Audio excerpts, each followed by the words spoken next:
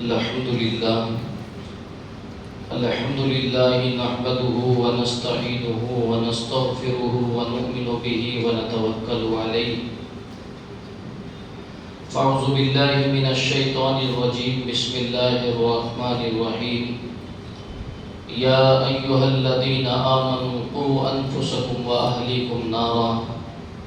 صدق الله المولانا علي العظيم. وقال النبي صلى الله عليه وسلم: المؤمنون هينون لينون كالجمل العانف إن قيل إن قاد وإن أنيخ على صخرة استناخ أو كما قال عليه الصلاة والسلام. عزیزان ملت اور ہمارے اس علاقے کے غیور نوجوانوں، اللہ تعالیٰ کا بھی انتہا فضل ہے، کرم ہے کہ اللہ تعالیٰ نے ہمیں اپنے پاک گھر میں جمع فرمایا. اللہ ہمارے جمع ہونے کو قبول فرما لے. یہ بہت مبارک اور مقدس دن ہے جس کو یوم الجمعہ کہا جاتا ہے. اللہ تعالیٰ نے بنی اسرائیل پر بھی اس دن کو پیش کیا، مگر انہوں نے اپنی مرضی سے ہفتے کے دن کو طے کیا. اپنی مرضی سے ہفتے کے دن کو طے کیا، اور باوجود اپنی مرضی سے طے کرنے کے پھر اس میں انہوں نے اللہ کی نافرمانی کی اور اللہ کی ناشکری کی، جس کی بنیاد پر اللہ تعالیٰ نے ان کی شکلوں کو بدل دیا اور بندروں کی شکل ان کی بنا دی اور ان کو 3 دن کے اندر اندر ہلاک کر دیا. اور آپ دیکھتے ہوں گے کہ آج جو کرسچینٹی ہے، جو عیسائی لوگ ہیں، وہ اتوار کے دن کو مکرم اور محترم مانتے ہیں. اسی طریقے سے جو لوگ یہودی ہیں وہ آج بھی ہفتے کے دن کو محترم مانتے ہیں. اور ہمارے یہاں جو سب سے محترم اور مکرم دن ہے وہ یوم الجمعہ ہے، جمعے کا دن ہے. مگر وہ مکرم ہونے کے اعتبار سے، عبادت کے اعتبار سے ہے کہ اس دن میں اعمال زیادہ کیے جائیں، عبادت زیادہ کی جائے. اس اعتبار سے نہیں کہ اس کو خالص کر لیا جائے، بلکہ قرآن کریم نے تو بڑی عجیب بات کہی ہے کہ پہلے جمعے کی نماز ادا کر لو، من یوم الجمعہ فاسعوا الی ذکر اللہ. اس کے بعد کہا فانتشروا فی الارض، پھر زمین میں اپنی روزی کے لیے تلاش کرو، پھیل جاؤ. یعنی جمعے کے دن کو عبادت کے لیے خاص تو کیا ہے، مگر ایک وقت متعینہ خاص کیا ہے، پورے دن کے لیے نہیں. بنی اسرائیل پر اور پچھلی امتوں پر اللہ تعالیٰ کی طرف سے احکام ان کی مرضی سے سخت ہوئے، اور اللہ کے پیغمبر علیہ السلام کی برکت سے اس امت پر احکام بڑے آسان ہیں، بہت آسان ہیں. آپ روزے کے متعلق لے لو، نماز کے متعلق لے لو، کسی بھی اعتبار سے لو، بڑی آسانیاں اور بڑی سہولتیں ہیں. بلکہ آپ دیکھیں کہ پچھلی امتوں کی عمریں ہزاروں سال ہوتی، کئی سو سال ہوتی، اور یہاں اللہ کے رسول نے قرآن مقدس نے یہ کہا کہ لیلۃ القدر خیر من الف شہر، کہ یہ جو لیلۃ القدر کی رات ہے اس کے اندر اگر کوئی جاگے تو اس کو الف شہر کا ثواب ملتا ہے، 1000 مہینوں کے برابر. آپ بتائیے، تو یہ اللہ کی طرف سے انعام ہے نا کہ اس امت کی عمریں چھوٹے ہونے کے باوجود اللہ تعالیٰ چھوٹے اور کم وقت میں زیادہ ثواب عطا فرمائیں. تو یہ اللہ تعالیٰ کا خاص فضل ہے، کرم ہے اس امت پر. میں نے آپ کے سامنے ایک آیت کا بہت چھوٹا سا ٹکڑا پڑھا ہے. قرآن مقدس نے اس میں ایک تعلیم مسلمانوں کی دی ہے، اور وہ یہ بات کہی ہے قوا انفسکم واہلیکم نارا. اے ایمان والو، اپنے آپ کو اور اپنے گھر والوں کو جہنم کی آگ سے بچاؤ۔ حضرت علی کرم اللہ وجہہ فرماتے ہیں کہ امت کے ہر ایک فرد پر اس بات کی ذمہ داری ہے کہ وہ خود بھی دین سیکھے اور اپنے گھر والوں کو بھی دین کی تعلیم دے۔ یعنی اگر کوئی آدمی یہ عمل کرتا ہے کہ وہ خود تو دیندار ہو مگر اس کے گھر والے بے دین ہو، تو قیامت میں اس سے مواخذہ ہوگا، قیامت میں اس سے مواخذہ ہوگا، اس سے پوچھ ہوگی، کیونکہ اللہ کے رسول نے فرمایا کلکم راعٍ وکلکم مسئول عن رعیتہ، تم میں سے ہر ایک آدمی ذمہ دار ہے اپنے ماتحتوں کے بارے میں، مالک نوکروں پر، مرد عورتوں پر اور عورتیں بچوں پر نگراں ہیں۔ ایسا نہیں ہے کہ عورتوں کی کوئی ذمہ داری نہیں ہے۔ آج تو ایک المیہ اور ایک نعرہ لگ رہا ہے کہ ہمیں آزادی دو، ہمیں مردوں کے برابر رائٹس دو، حقوق دو۔ حالانکہ آپ اگر اسلامی شریعت کا مطالعہ کریں، علماء سے عورت کے حقوق پوچھیں، تو جہاں سے عورت کے حقوق شروع ہوتے ہیں، ابتدا ہوتی ہے، وہاں تو جو غیر مذہب کی عورتیں ہیں ان کی انتہا بھی نہیں ہوتی۔ یعنی جب بچی پیدا ہو تو جہاں اللہ کے رسول نے مرد کے بارے میں، لڑکے کے بارے میں یہ کہا کہ اس کا عقیقہ کرو، وہی لڑکی کے بارے میں بھی کہا گیا، ابھی بچی ہے۔ اور پھر آقا علیہ الصلوۃ والسلام نے لڑکے کے بارے میں کوئی بات نہیں فرمائی، اور لڑکی کے بارے میں فرمایا کہ اگر کوئی آدمی اپنی بچی کی تربیت کرے، اس کو نیک صالح بنائے اور پھر کسی صالح آدمی سے اس کا نکاح کر دے، نیک مرد مومن سے نکاح کر دے، اللہ کے پیغمبر علیہ الصلوۃ والسلام نے فرمایا اس مرد پر، اس باپ پر، اس بچی کے پرورش کرنے پر اللہ اس کو جو انعام عطا فرمائے گا، آقا علیہ الصلوۃ والسلام فرماتے ہیں کہ اس کے لیے جنت واجب ہو گئی۔ یہ کسی مرد کی تربیت پر، کسی بیٹے کی تربیت پر یہ وعدہ نہیں ہے کہ جنت واجب ہو۔ ہاں، وہ بچے کی آپ تربیت کرو گے اور وہ جنت جیسے عمل کرے گا، آپ کو جنتی بنا دے، وہ ایک الگ معاملہ ہے، وہ الگ پہلو ہے، مگر خاص طور پر مرد کی ایسی کوئی فضیلت احادیث میں موجود نہیں ہے۔ اور وہی عورت جب کسی کی بیوی بنتی ہے تو آقا علیہ الصلوۃ والسلام نے وہی یہ بات فرمائی۔ آپ دیکھیں، آپ نے صحابہ سے پوچھا، اے لوگوں، اے میرے صحابہ، بتاؤ لوگوں میں اچھا کون ہے؟ صحابہ نے مختلف جواب دیے۔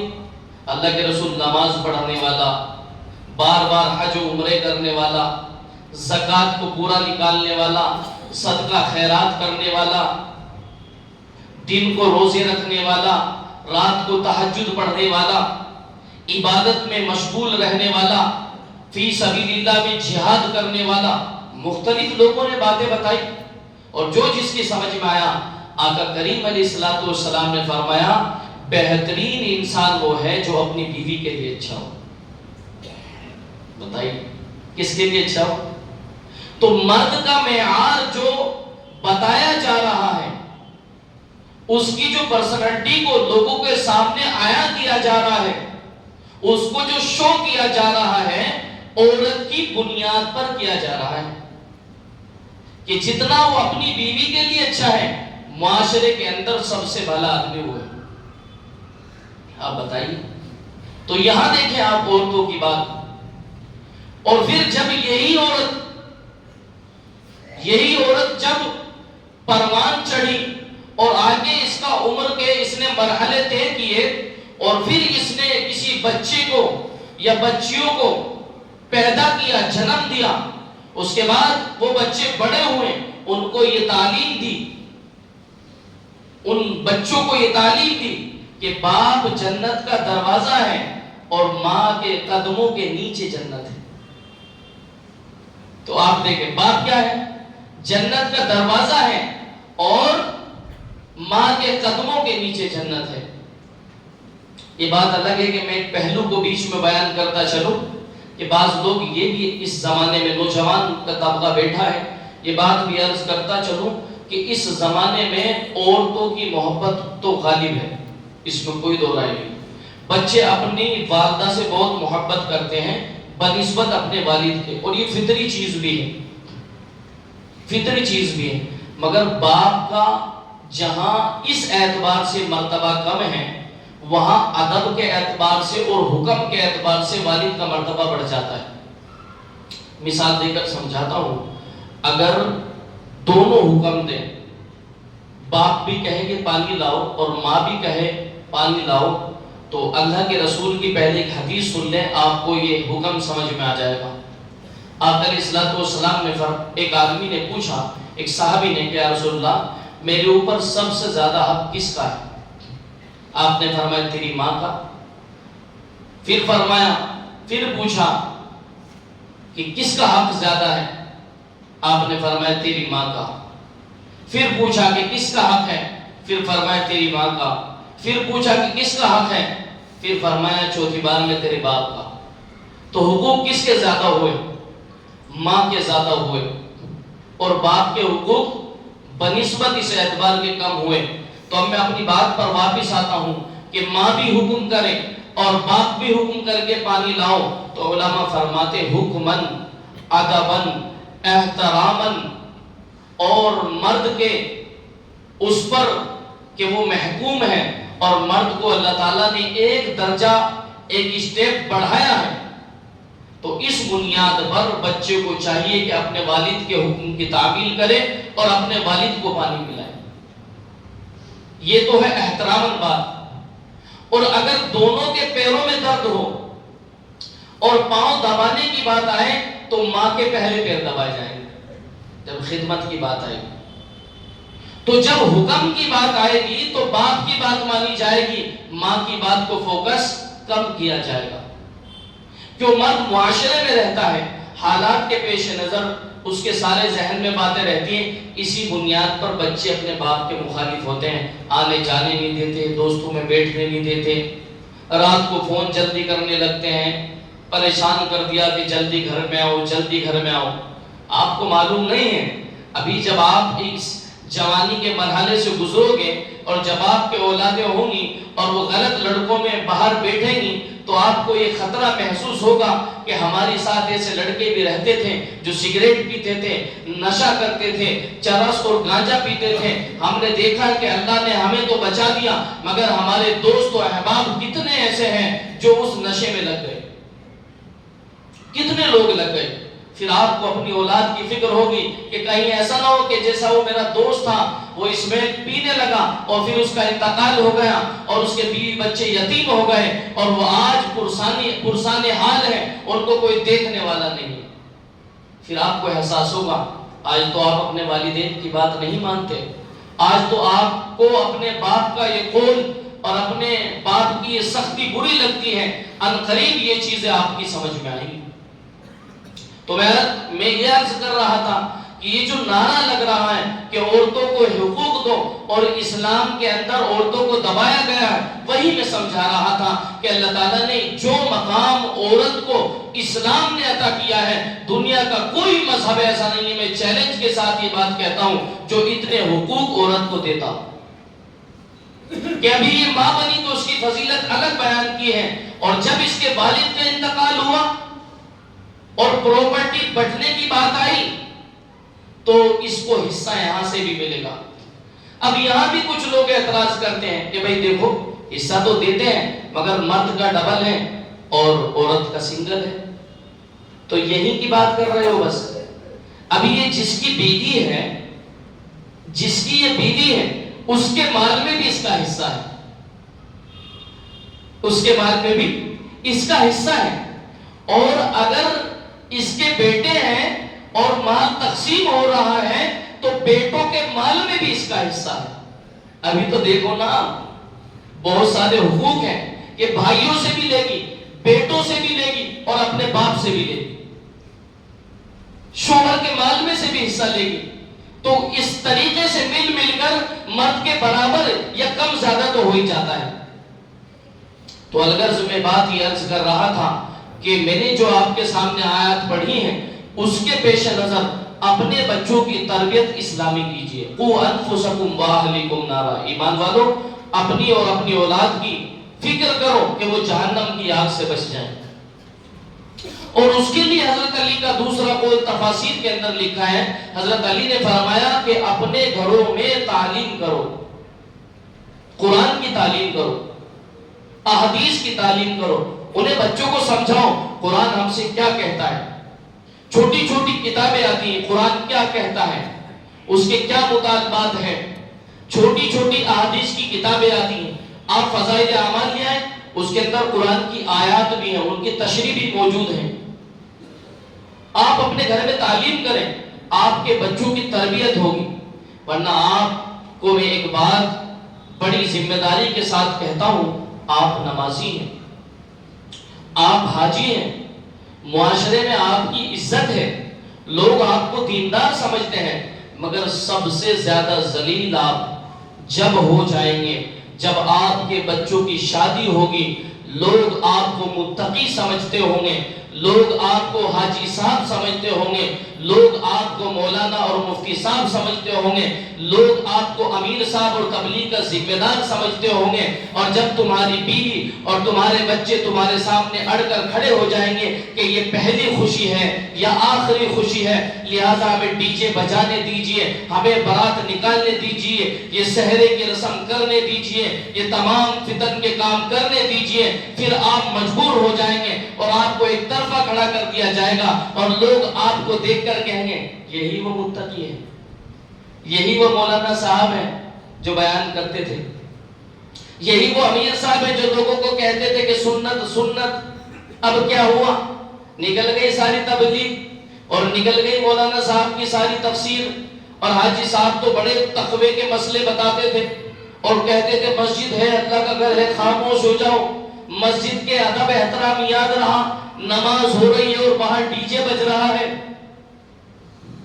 ابھی تو سندرم میدان کے حالات آپ دیکھو, آئے دن اتنی بھیڑ, عورتیں اس آدمی سے زیادہ بے شرم آدمی اور ملعون آدمی کون ہو سکتا ہے جس کی گھر کی عورتیں اس کے سر پر روپٹہ نہ ہو, اس کے سینے پر روپٹہ نہ ہو, اور اس کے گھر کی عورتیں ڈی جے پر ناچ رہی ہو اور وہ لوگ اپنی عورتوں کی ویڈیو بنا رہے ہو اور غیر بھی ویڈیو بنا رہے ہو. حقیقتاً اس سے ملعون آدمی کون ہو سکتا ہے؟ پہلے زمانے میں ان لوگوں کو ناچنے والوں کو رنڈیا کہتے تھے اور نچانے والوں کو دلے کہا کرتے تھے. اس زمانے میں بولو ان کو کیا کہا جائے؟ یہ تو خوشی سے نچا رہے ہیں. ارے وہ تو پیسے لیتی تھی, ان کا تو پیشہ تھا, ان کا تو کام تھا. آپ فری میں ہی لوگوں کو اپنی بیویوں اور اپنی عورتوں اور اپنی بچوں کو دکھا رہے ہو. یہ تو بڑی شرم کی بات ہے, غیرت اور حیرت کی بات ہے.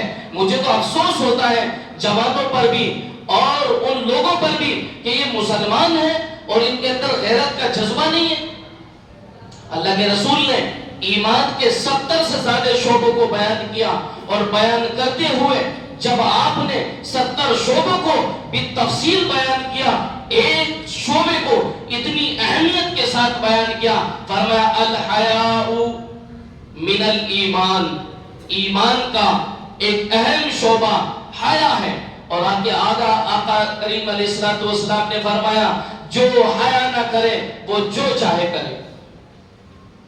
مسلمانوں کے اندر سے حیا ختم ہو گئی, شرم ختم ہو گئی. یہ تو شیوا ہے اسلام کا, یہ مسلمانوں کی شان ہے, ان کی عظمت اور شوکت ہے. اس شرم کو دیکھ کر تو غیر مسلم بھی مسلمان ہونے کو تیار تھے. آج ہماری بے حیائی دیکھ کر لوگ اسلام سے نفرت کرتے ہیں. شرم تو کریں, غیرت تو کریں. میرے دوستو عزیزو, ہم دیکھیں کہ ہمارے بچے کیا کر رہے ہیں, ان کی تربیت پر خاص خیال رکھیں اور ان رسومات کو چھوڑیں, اپنے بچوں کی تربیت کریں. ورنہ یہ بات ذہن نشین کر لیں کہ ایسا نہیں ہے کہ یہ رسوائی صرف آپ کے لیے دنیا میں ہے اور آپ کو لوگوں نے کہہ دیا حاجی صاحب تو برے آدمی ہیں, مولانا صاحب تو برے آدمی ہیں اور یہ حضرت تو برے آدمی ہیں. یہ دنیا میں کہا تم نے کہہ دیا کہ بھائی ہم تو نماز پڑھتے ہیں, بچوں نے یہ گڑبڑ کر دی, ہم تو نیک ہیں ہی. یہ بات اپنے ذہنوں سے نکال دیں, یہ بات اپنے ذہنوں سے نکال دیں. قرآن کریم کی روح سے, احادیث کی روح سے آپ کو قیامت میں اس بات کا مواخذہ دینا پڑے گا کہ یہ تمہارے ہوتے ہوئے تمہارے بچوں نے یہ غیر اسلامی جو قوانین ہیں, یہ غیر اسلامی جو رسومات ہیں, ان پر کیوں عمل کیا؟ جواب دو اس کا آپ کو جواب دینا پڑے گا. جہاں احادیث میں مال کمانے کی فضیلتیں ہیں, قیامت میں اللہ کے پیغمبر نے فرمایا کہ 5 سوال ہوں گے. ان 5 سوالوں میں ایک سوال یہ ہوگا کہ مال کہاں سے کمایا؟ لوگ کہتے ہیں نا میں حلال کماتا ہوں. مسلمانوں کی 95% نہیں, بلکہ میں تو اپنے حسن ظن کے اعتبار سے کہتا ہوں 99.99% لوگ حلال کماتے ہیں, حلال کماتے ہیں. میں تو اپنے حسن ظن کے اعتبار سے کہتا ہوں.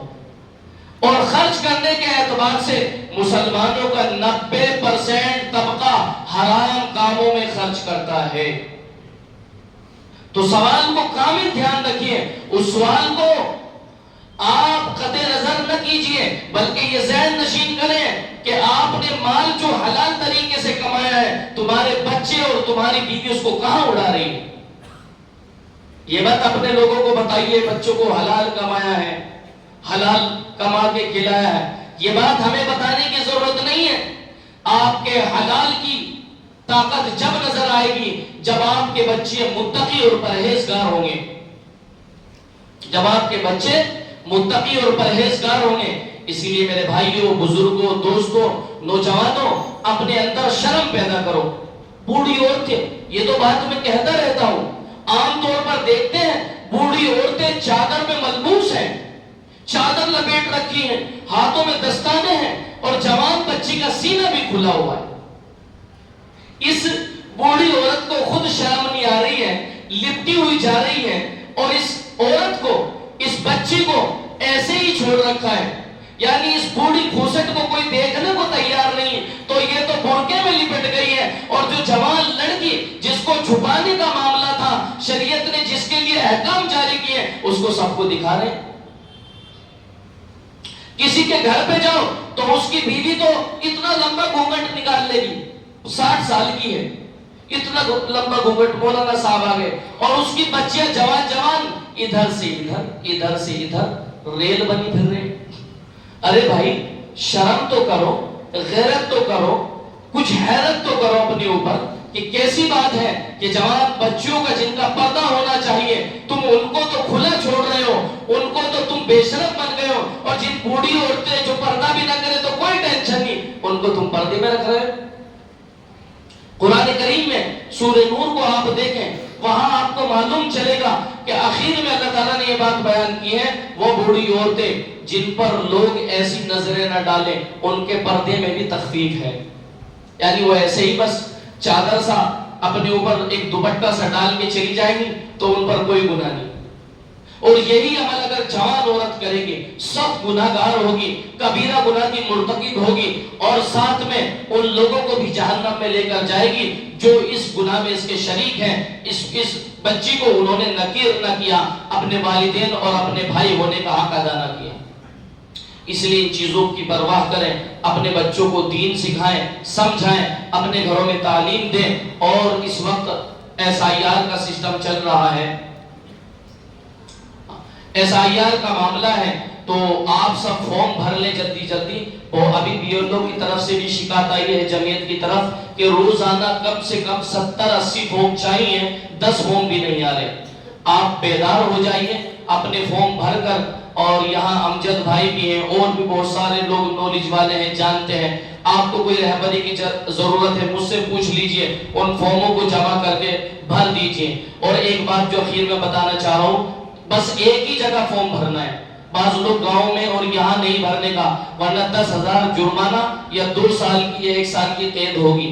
دھیان رکھنا, اگر آپ یہاں رہتے تو یہاں کا فارم بھریں, گاؤں میں رہتے ہیں تو گاؤں کا فارم بھریں. آپ کو ایک جگہ چوز کر لیں, اس کو طے کر لیں ہمیں یہاں بھرنا ہے. آخر میں یہ بھی اعلان ہے کہ اب قریب میں ہی ہمارا اجتماع آنے والا ہے، تو تمام لوگوں سے درخواست ہے، دسمبر میں 28 29 27 28 29 تاریخ یعنی دسمبر کے مہینے میں ہمارا اجتماع بھی ہے، وہاں جانے کی کوشش کریں اور یہ نیت کر لیں تعلیم پر جو میں نے بات کی ہے کہ ہم اپنے گھر میں سے انشاءاللہ ایک آدمی کو اللہ کے راستے میں بھیجیں گے، ٹھیک ہے نا انشاءاللہ۔ اللہ ہم سب کو عمل کی توفیق عطا فرمائے۔